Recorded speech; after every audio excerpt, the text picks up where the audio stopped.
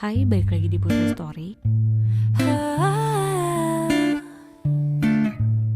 Film yang terinspirasi dari kisah nyata kali ini berasal dari negara India berjudul Dangal yang tayang pada tahun 2016 lalu. Peran utama pada film ini yaitu Aamir Khan berperan sebagai Mahavir Simphogan, merupakan veteran gulat profesional yang sangat disegani dan ditakuti di kampungnya. Ia memiliki impian ingin mendapatkan medali emas untuk negaranya. Tapi kurangnya support dari pemerintah, mimpi Mahavir harus dikubur dalam-dalam. Karena tuntutan ekonomi dan hidupnya sekarang di garis kemiskinan, Mahavir sering dimarahi oleh ayahnya untuk mencari pekerjaan lain, sehingga membuatnya harus menjadi seorang pekerja biasa. Tetapi cintanya akan gulat tetap tidak bisa hilang. Ia masih bertekad dan akan kembali membawa mimpi itu melalui anak-anaknya kelak. Itu ia katakan kepada istrinya yang pada saat itu sedang hamil tua. Orang-orang kampungnya mengatakan ia telah lama meninggalkan gulat, tetapi gulat tidak mau meninggalkannya, seakan gulat telah mengalir di darahnya. Scene film beralih ke tahun 1998.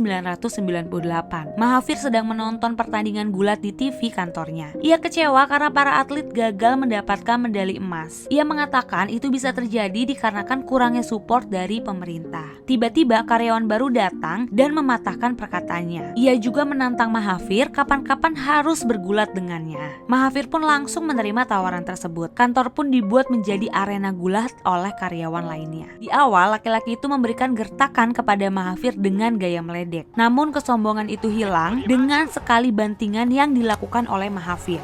Karena masih belum puas, Mahavir menawarkan untuk melanjutkan pertandingan. Laki-laki itu pun menerimanya, dan bantingan kedua terlihat dan terdengar lebih keras dari sebelumnya. Namun untungnya laki-laki itu langsung bangun dan melakukan serangan ketiga. Itu menjadi bantingan terakhir Mahavir kepadanya, dan laki-laki itu melakukan pukulan kecil yang menandakan dia telah menyerah. Pertandingan pun selesai. Laki-laki itu mengatakan Mahavir telah menang dari pegulat terbaik level provinsi. Namun Mahavir mengatakan laki-laki itu dikalahkan oleh pegulat level nasional, yaitu Mahavir. Seperti kata pepatah, manusia hanya bisa berencana, Tuhanlah yang menentukan. Ternyata anak pertama Mahavir adalah seorang perempuan. Mendengar berita ini, Mahavir hanya diam tanpa ekspresi, seolah tidak bahagia atas kelahiran anaknya. Setelah hari itu, warga kampung membantu Mahavir bagaimana bisa mendapatkan seorang anak laki-laki. Mulai dari doa, ramuan organik, pemilihan hari, dan lain sebagainya. Singkat cerita, sampailah di hari kelahiran anak keduanya. Warga pun ikut menunggu kehadiran anak kedua Mahavir dan siap melakukan perayaan. Namun perayaan itu harus ditunda karena anak kedua Mahavir masih seorang perempuan. Seolah keberuntungan tidak mengarah kepadanya, anak ketiga dan anak keempatnya lagi-lagi perempuan. Dengan berat hati, Mahavir pun menurunkan semua foto dan piagam gulatnya, seperti ingin mengubur harapannya dalam-dalam. Mahavir juga tidak pernah hadir di pertandingan gulat, bahkan menonton di TV. Film memperlihatkan beberapa tahun kemudian, saat anak-anak Mahavir sudah mulai besar. Sore itu Mahavir terkejut karena melihat beberapa warga sudah menunggu di depan rumahnya. Mereka marah karena anaknya dipukul hingga babak belur. Mendengar itu, Mahavir langsung memukul Ongkar. Ia adalah anak dari adiknya Mahavir yang selalu menjadi tumbal di keluarga itu. Tetapi bukanlah Ongkar yang memukul kedua anak laki-laki itu, melainkan anak perempuannya sendiri, Gita dan Babita. Mahavir sangat bingung dan meminta maaf kepada orang tua anak tersebut. Setelah semua orang pulang, Mahavir memanggil kedua putrinya, tetapi bukan untuk dimarahi. Mahavir bertanya bagaimana ia melakukan itu. Awalnya mereka ragu untuk menjelaskan, tetapi akhirnya mereka mulai bercerita. Mereka juga mempraktekkan bagaimana mereka melakukannya. Senyum yang telah lama hilang dari wajah Mahavir kembali terlihat beserta ambisi dan juga mimpinya. Ia mengatakan kepada istrinya melihat bakat gulat pada kedua anak perempuannya. Waktu pun berlalu, istrinya tetap tidak setuju keputusan Mahavir. Selain bisa melukai Gita dan Babita, hal itu bisa menjadi perbincangan warga. Mahavir meminta waktu 1 tahun kepada istrinya untuk melatih Gita dan juga Babita. Jika keputusannya salah, ia akan mengubur dalam-dalam mimpinya untuk selamanya. Mahavir datang ke kamar Gita dan juga Babita. Ia mengatakan untuk mereka bangun jam 5 pagi. Saat mereka bertanya untuk apa, Mahavir mengatakan untuk jajan makanan kesukaan mereka. Di pagi hari, Mahavir meminta meminta Gita dan Babita makan jajanan kesukaan mereka sebanyak mungkin dikarenakan itu adalah hari terakhir mereka bisa memakan jajanan itu. Latihan hari pertama telah dimulai. Mereka diminta untuk lari memutari kampung, tetapi mereka kesusahan karena baju yang mereka kenakan. Seolah itu bukanlah sebuah kendala, ia meminta celana yang sudah usang kepada Ongkar. Ia meminta kepada istrinya untuk membuatkannya kembali sehingga bisa digunakan Gita dan juga Babita untuk berlatih. Hal ini menjadi bahan tertawan oleh orang-orang di kampung, tetapi hal itu tidak membuatnya goyah. Ia tetaplah konsisten dengan keputusannya. Hari demi hari terus berjalan, latihan tetap dijalankan. Bahkan Mahafir membuat pondok untuk kedua putrinya berlatih gulat. Di sana Mahafir mengajarkan cara teknik gulat yang benar. Keesokan harinya Mahafir datang ke rumah adiknya bermaksud meminta Ongkar untuk membantunya melatih Gita dan juga Babita. Seperti tidak ada pilihan, mau tidak mau ia harus mengizinkan anaknya mengikuti latihan juga. Sejak saat itu Ongkar ikut latihan. Saat bertanding dengan Ongkar, Mahafir melihat Gita dan Babita masih terlihat lemah. Mahafir berpikir mereka harus mengonsumsi ayam untuk tambahan protein yang cukup. Karena mereka tidak memiliki uang yang cukup, ia membeli ayam dari harga 100 rupiah ditawar menjadi 20 rupiah. Awalnya pedagang itu tidak mau memberikannya, tapi ia mengatakan jika nanti anaknya mendapatkan medali emas, semua orang akan tahu bahwa atlet internasional memakan daging ayam darinya dan akan banyak orang yang akan membeli ayam kepadanya. Akhirnya penjual itu pun memberikan dengan harga 20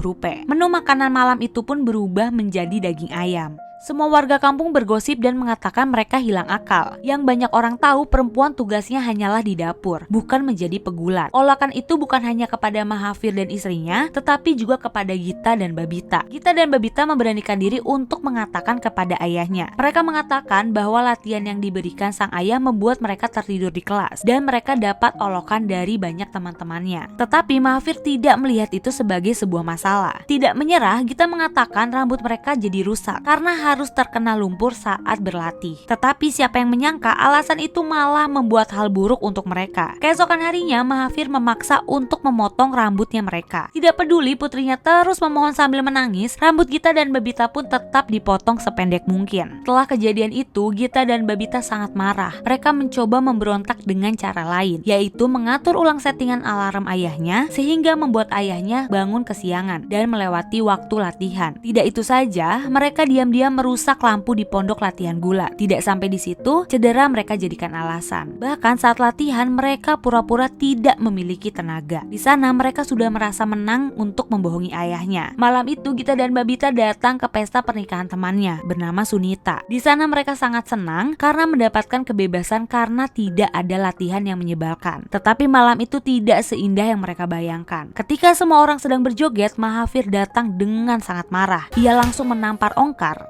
Gita sambil menangis menceritakan perlakuan yang dilakukan oleh ayahnya. Ia berharap hanya mereka yang memiliki ayah yang kejam. Namun pernyataan itu justru dibantah oleh Sonita. Ia mengatakan ingin memiliki ayah seperti Gita dan juga Babita, yang dimana memikirkan masa depan anaknya, bukan seperti ayahnya yang dinikahi pada usia 14 tahun seperti wanita lainnya. Wajah penyesalan terlihat dari wajah mereka berdua. Keesokan harinya, sebelum ayahnya bangun, Gita Babita sudah berlatih. Namun latihan kali ini sangat berbeda dari sebelumnya. Mereka melakukan sepenuh hati, tidak menolak lagi saat minum susu, tidak butuh waktu lama, bahkan untuk kali pertama mereka bisa mengalahkan Ongkar. Gita dan Babita dibawa oleh ayahnya ke Rotar untuk mengikuti pertandingan. Ini merupakan hal yang sangat membingungkan untuk orang-orang, mengingat belum pernah ada pertandingan gulat untuk laki-laki melawan perempuan. Seolah meremehkan, awalnya permintaan Mahafir ditolak oleh panitia, tapi untungnya panitia lainnya memiliki pemikiran lain. Ia mengatakan jika memperlihatkan tontonan yang berbeda dari biasanya, itu akan menarik perhatian dan membawa banyak penonton. Sesuai dengan harapan, penonton banyak yang datang. Tetapi bukan untuk menonton, melainkan untuk menertawakan Mahafir dan juga Gita. Tidak hanya penonton, wasit pun melakukan hal yang sama dengan meminta Gita memilih sendiri lawannya. Gita pun memilih lawan yang tubuhnya paling berotot. Pertandingan cukup alot, di mana Gita dan lawannya memiliki pertahanan yang cukup bagus. Namun Gita berhasil mengambil 1 poin pertama. Ia berhasil menjatuhkan lawannya. Ronde kedua Gita sengaja dipukul di bagian kepala oleh lawannya. Tidak ada pelanggaran karena pertandingan jalanan. Walaupun sekilas Gita dan lawannya seimbang, tetapi Gita belum banyak pengalaman, sehingga ia harus kalah akibat kuncian. Tidak disangka sebelum pulang Gita mendapatkan hadiah dari penonton sebesar Rp50, yang dimana lawannya hanya mendapatkan Rp20. Dan kekalahan itu justru membuat semangat baru untuk Gita. Malam harinya Gita bertanya kepada ayahnya kapan pertandingan selanjutnya dimulai. Gita kembali dibawa untuk mengikuti pertandingan, dan hari itu Gita akhirnya memenangkan pertandingan. Sejak kemenangan pertama itu, Gita dan Babita tidak pernah berhenti membawa piala kemenangan. Kini belasan pertandingan pun sudah mereka menangkan. Seolah lambat laun, menepis ejekan dan tertawaan berubah menjadi pujian. Gita dan Babita bukan hanya memenangkan pertandingan, tetapi juga memenangkan hati masyarakat. Waktu pun telah berlalu, Gita sudah berhasil memenangkan gulat tingkat daerah. Untuk mencapai tingkat nasional, ia harus melalui jauh lebih sulit lagi. Ia membutuhkan alat latihan yang jauh lebih profesional. Mahavi pun meminta kepada pemerintah setempat untuk bantuan. Tetapi sudah diketahui, pemerintah setempat tidak bisa diharapkan.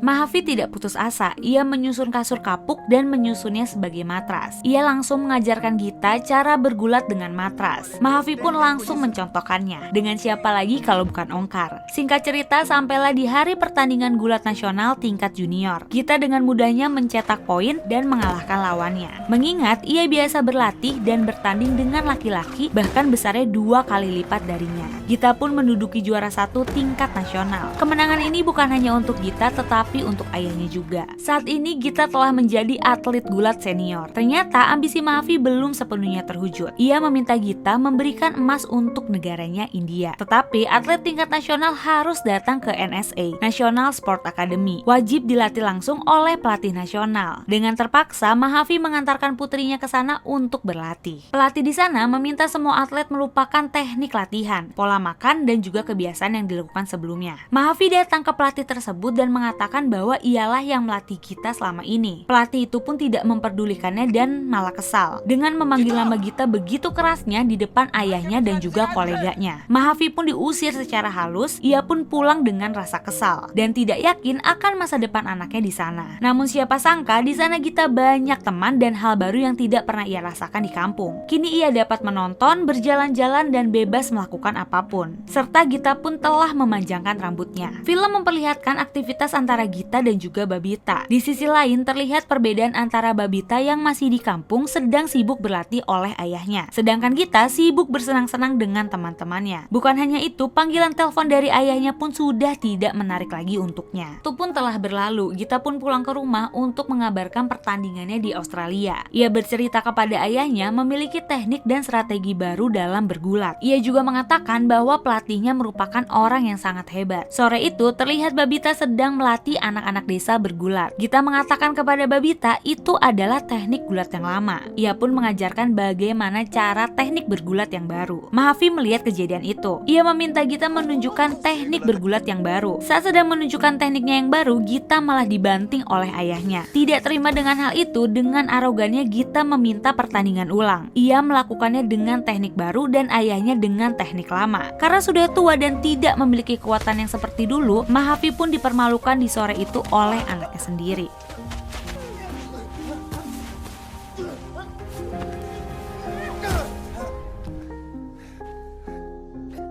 Malam harinya, Babita mengatakan kepada kakaknya kejadian sore tadi merupakan hal yang salah. Tetapi dengan arogannya Gita tidak peduli. Ia mengatakan teknik yang diajarkan ayahnya adalah teknik yang lemah. Sedangkan teknik yang benar adalah teknik yang diajarkan oleh pelatihnya. Keesokan harinya, Gita kembali pulang ke asrama. Tetapi tidak terlihat Mahavir mengantarnya. Ia hanya melihat dari jauh, penuh kekhawatiran. Sampailah di hari pertandingan. Gita dan Babita bertanding di hari yang sama. Gita untuk kejuaraan internasional, sedangkan Babita untuk kejuaraan nasional. Tetapi nasib mereka berbeda, di mana Babita mendapatkan medali emas dan Gita pulang dengan kekalahan. Atas kemenangan tersebut, berarti Babita harus mengikuti langkah kakaknya di SNE. Mahavir kembali khawatir, ia dilatih oleh tangan yang salah. Tapi dengan berat hati, hal itu pun harus dilakukan oleh Mahavir. Sesampainya di SNE, Gita menyambut adiknya. Ia mengajaknya berkeliling. Pada malam harinya, Babita mengungkapkan kekecewaannya kepada Gita. Saat ia menjadi pegulat kampung, di pertandingan pertamanya dan ia kalah, saat itu ia tidak bisa tidur semalaman. Bahkan saat ini ia baru kalah dari pertandingan tingkat internasional. Ia malah memarahi adiknya balik dan mengatakan bahwa itu perkataan yang dititipkan oleh ayahnya. Pertandingan Gita tingkat internasional pun kembali digelar, tetapi Gita pun kembali kalah. Di ruang istirahat ia sangat terpukul. Gita dihampiri pelatihnya bukan untuk memberikan semangat, ia malah mengatakan tidak semua orang ditakdirkan untuk menang di tingkat internasional. Perkataan itu membuatnya sangat kecewa. Selama ini ia berpikir pelatihnya lebih baik dari ayahnya. Babita meminta kakaknya untuk segera menghubungi ayahnya untuk meminta maaf. Tanpa berpikir panjang, ia langsung menelpon ayahnya untuk meminta maaf.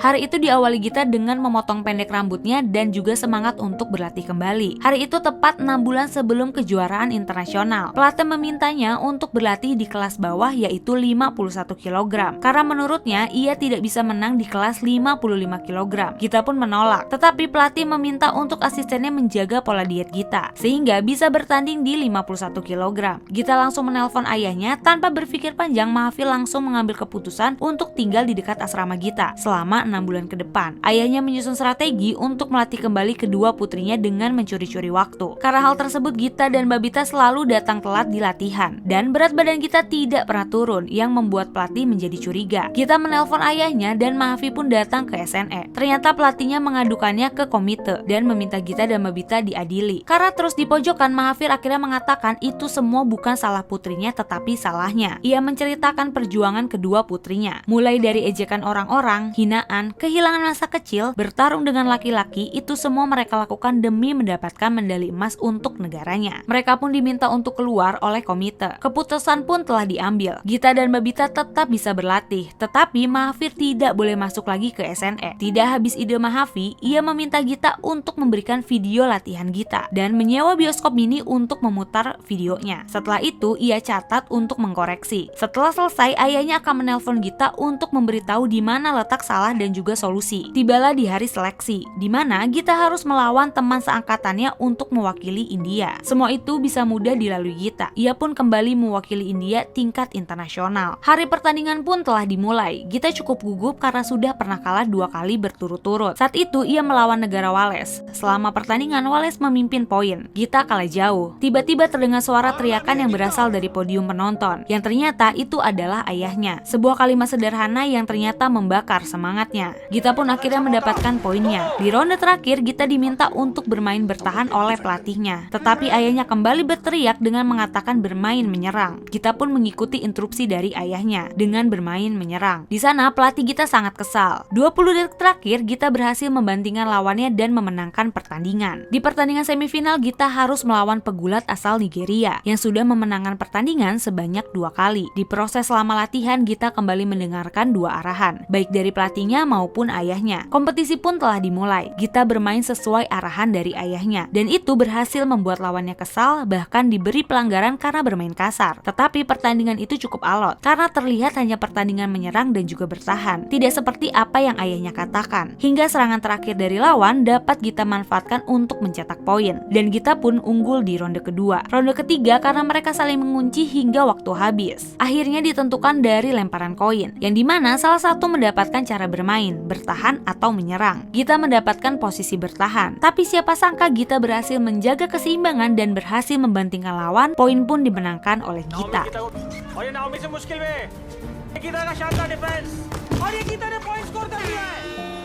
Saat sesi wawancara, Gita mengatakan kemenangan ini berkat ayahnya. Hal itu membuat pelatihnya sangat kesal dan melaporkannya kepada NSE. Ia mengatakan Mahathir membuat Gita sangat bingung. Tetapi hal itu ditolak oleh komite karena ia merasa Gita bermain dengan bagus dan tidak bingung. Pertandingan final pun telah tiba, di mana Gita akan berhadapan dengan pegulat asal Australia yang pernah mengalahkannya sebanyak 2 kali. Situasi film memperlihatkan Mahathir akan masuk ke arena pertandingan. Ia digiring oleh seseorang yang mengaku utusan dari veteran gulat. Tetapi ternyata semua itu adalah bohong karena Mahathir malah dikurung di suatu ruangan dan tidak bisa keluar. Berbagai cara dilakukan Mahathir untuk keluar tetapi tetap tidak bisa. Pertandingan pun telah dimulai. Di ronde awal Gita dapat memimpin pertandingan, tetapi sayangnya di ronde kedua dan juga ronde ketiga Gita kehilangan banyak poin dan hampir kalah telak. Bahkan lawannya bermain sambil tertawa seolah sedang meremehkan Gita. 30 detik menuju kekalahan, Gita sudah tertinggal 4 poin. Wasit sempat menghentikan pertandingan sebentar. Scene memperlihatkan saat Gita sedang mengingat, ia diminta untuk melompat dari jembatan yang sangat tinggi. Di sana ia ingat ayahnya mengatakan bahwa tidak bisa selalu membantunya. Film kembali kepada suasana pertandingan. Untuk memenangkan pertandingan, Gita harus unggul 5 poin. Di sana ia kembali mengingat perkataan ayahnya, bermainlah dengan pikiran lawan. Gita pun mencoba membuat langkah menipu, dan akhirnya ia bisa menjatuhkan lawannya dan mendapatkan 5 poin. Peluit berbunyi, yang dimana artinya ia telah berhasil memenangkan gulat tersebut dan membawa medali emas untuk India.